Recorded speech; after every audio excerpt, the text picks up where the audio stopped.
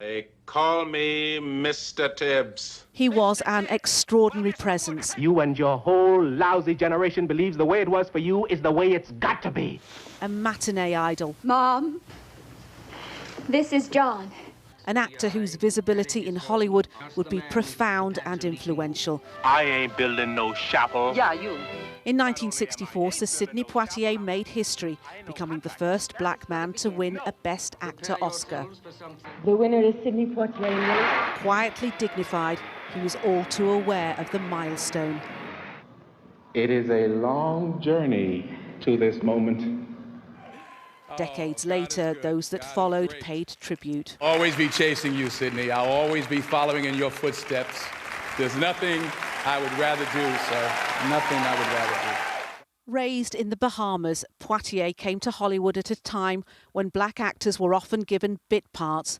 He would defy the odds and become a lead man. In 1958's The Defiant Ones, opposite Tony Curtis, he got an historic Oscar nomination. But it would be in the 60s when Poitier became a top-earning box office draw. I'm a police officer. His roles would often confront racism head-on.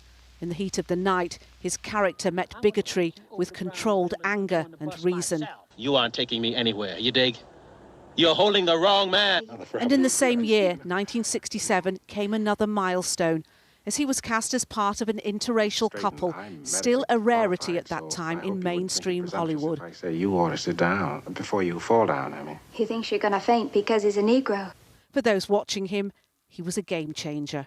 He was someone to aspire to. He was my North Star when it came to possibility. No matter how many obstacles I was clearly surrounded by, I had a person, I had a symbol to look to keep me focused on what it is I ultimately hoped for myself. He was a civil rights supporter. He marched on Washington, but Sir Sidney Poitier's star power made a statement of its own. The cast of the racially charged To Sir with Love, filmed in England, were awestruck. His 17-year-old co-star said the experience changed her life. I say the Beatles gave me my first break and Sidney Poitier gave me my second break. He introduced me to the whole world. I could go anywhere in the world and people go, Lulu from To Sir with Love?